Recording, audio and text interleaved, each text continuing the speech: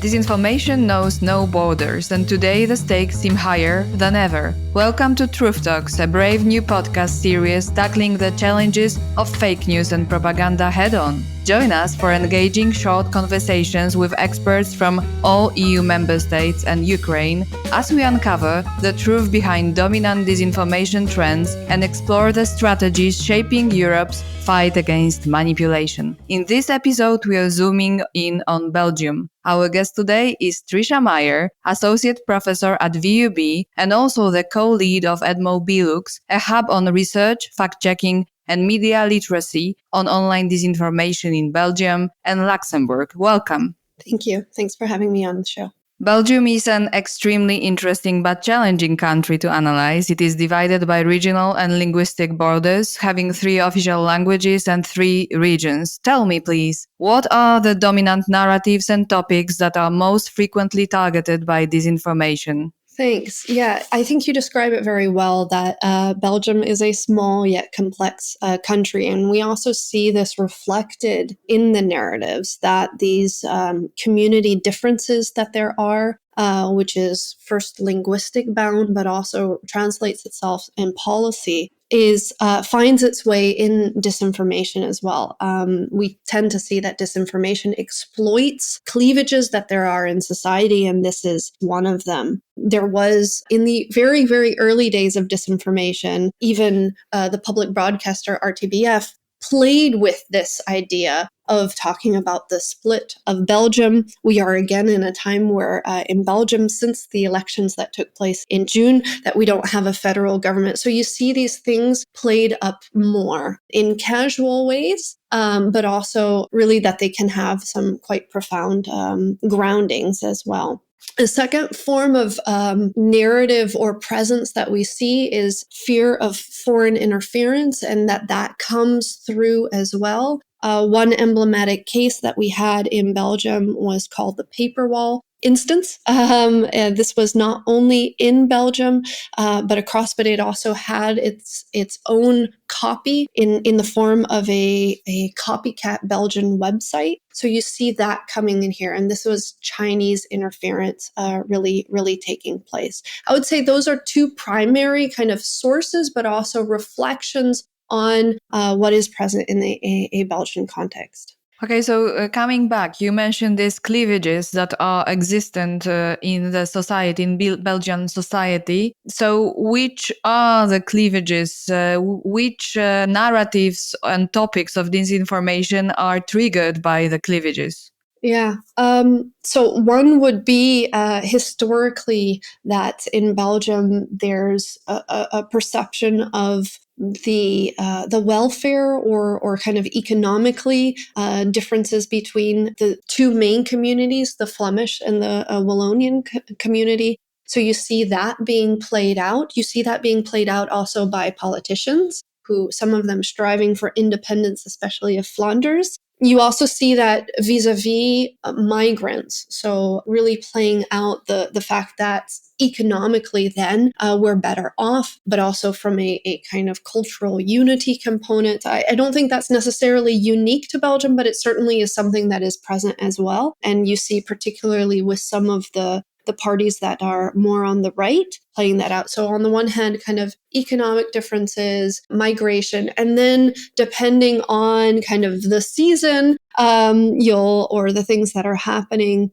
from an environmental perspective, you also see that being played out. You have these disinformation theories, conspiracy theories about 5G networks, about climate change, etc. also present, but that would be with sub-communities, I would say, who are climate skeptic. And you mentioned the paper wall. Could you say a little bit more what it is about? Sure. Yeah. So this was a Chinese influence operation that took place across Europe, where they create copycat websites, so ones that resemble either real news media or other sites, and that they make it seem that you are actually going to that particular website. But in fact, you are on a website that has alternative content, it has disinforming content. And in this case, it had a very strong Chinese bias to it. It's also being called the doppelganger effect. It's being replicated as it's technologically possible. But this one particularly that we're talking about here was one where you can trace back that it has Chinese origins. Okay, so basing on what you said, the reply to my question about the major narratives and topics would be welfare economic differences, environmental disinformation, and environment-related conspiracy theories, as well as some aspects of narratives, fake narratives concerning migration. Yes? Yes. Okay. And are these narratives totally or at all different depending on the region of Belgium? That's a good question, whether they differ. So I do think it's important to stress that for the sources or where the disinformation originates is very language bound, obviously.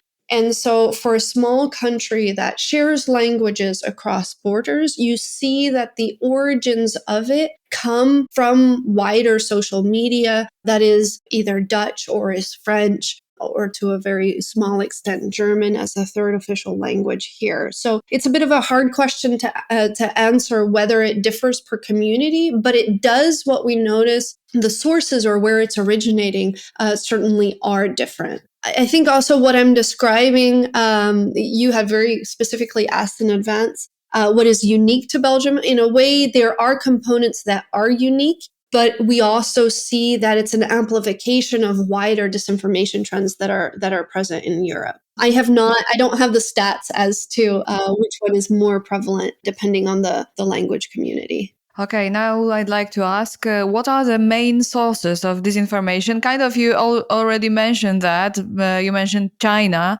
and you also touched upon politicians. But more fundamentally, I mean, which actors, which countries, which institutions, with which politicians are major actors producing disinformation in Belgium?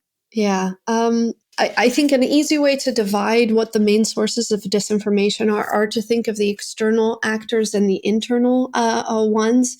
Externally, China and Russia are very easily to mention here. One, a very clear manifestation that we saw through the paper wall operation, but Russian interference and disinformation often being present and underlying. I think one important component to perhaps mention here, I spoke about two language communities, but it is also based on how international, certainly Brussels is, but others, that one thing that really isn't mapped well is the disinformation that takes place in other native language sources. So if you think of communities that are, for instance, Arabic or Russian speaking, etc., there's very little that is being done to actually understand the disinformation that is being spread there. One, because it requires linguistic skills, but also another level of human resources in terms of monitoring in any case. But so for external actors, to come back to answering your question, China and Russia are very easy to point out. Others certainly present, but perhaps fall under the radar a little bit at this point. And then in terms of internal actors, the far right party in Belgium, so Vlaams Belang, is known for spreading disinformation, kind of hooking onto particular conspiracy theories. Very prevalent if we're talking about the migration narrative that can be present, pulling facts very much out of context. And we also see that kind of manifested in social media presence as well. And what are the major Chinese and Russian narratives concerning this information? Do they play out on the already existing cleavages, as you said in the first answer to my question? Or are there any input, any new topics that they bring in? No, I don't. I don't think that there's so much of a manifestation of new narratives, but I can certainly say that some of the main aspects that kind of are continually present in disinformation, especially from a Russian perspective, is obviously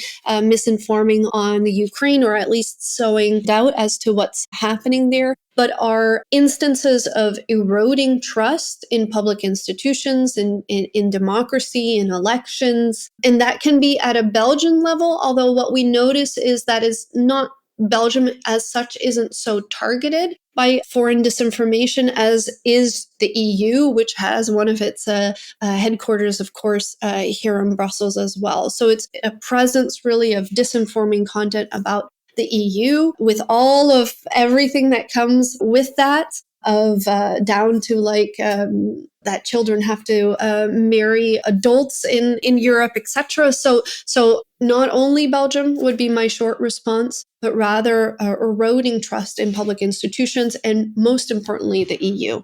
Okay, thank you for that. And what are the most widespread fake news in circulation at present? Maybe you can give us some real examples apart from the ones that you've already mentioned. Yeah. Let me think a little bit of how to indicate this succinctly. So when we do, in the beginning, we introduced the fact that I co-lead a hub.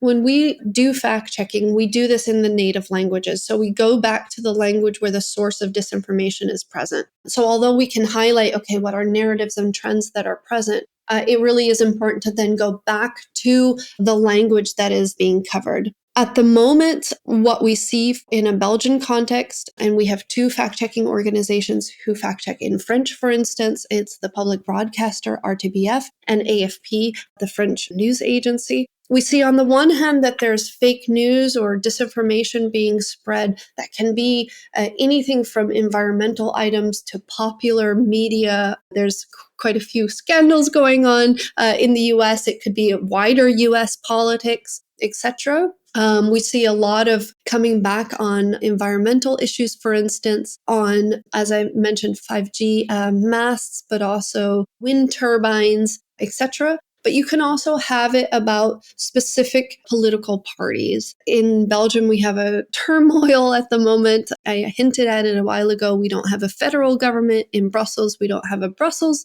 regional government. So seeing those type of things being played out.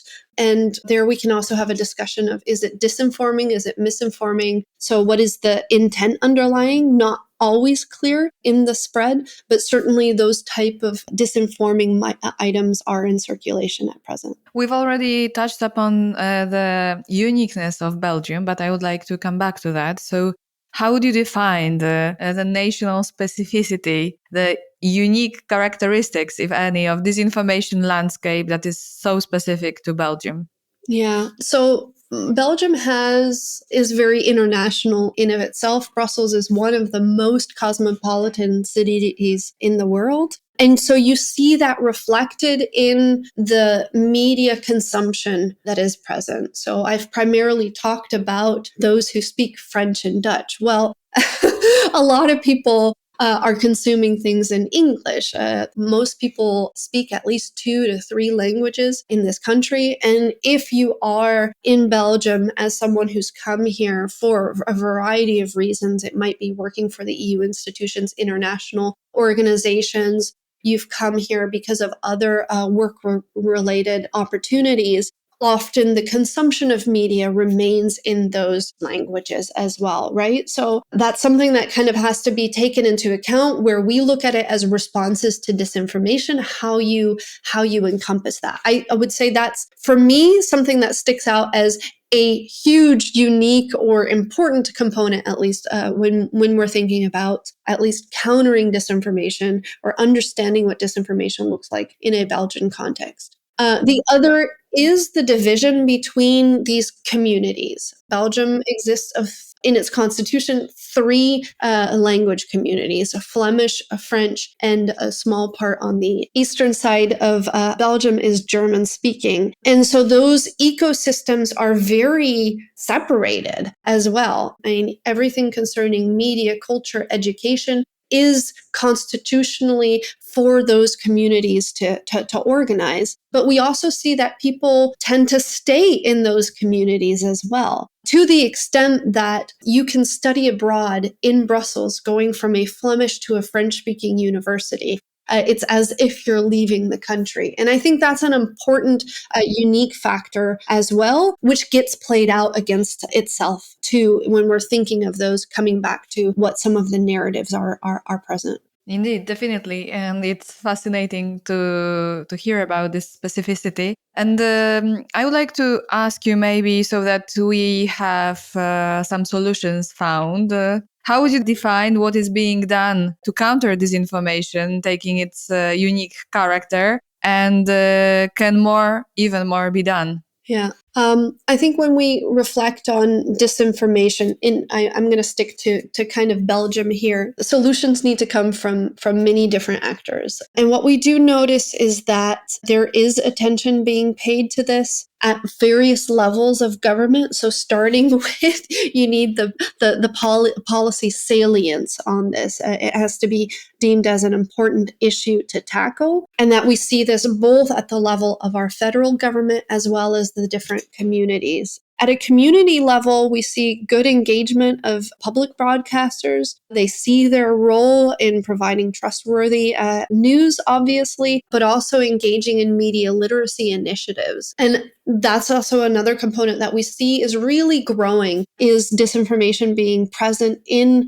media education of our young people. I think that's a really good thing. It's something that is a slow movement. You go into different classrooms, you develop educational programs where this gets, but you're not going to see the immediate effect of it. But I think it is really important in terms of raising societal resilience. Where I do see our gaps are thinking across different age range and different socioeconomic statuses, are thinking across languages more broadly than the national languages present, and making sure that you are also addressing problems where they're present.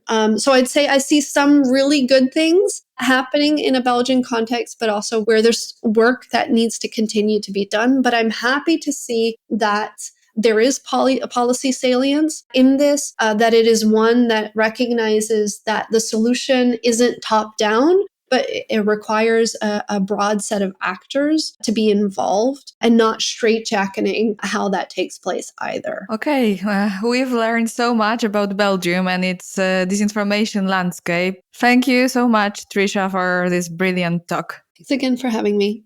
Truth Talk series is part of the project Guardians of Truth, fact-checking during Poland's EU presidency, which is supported by European Media and Information Fund, managed by Calouste Gulbenkian Foundation.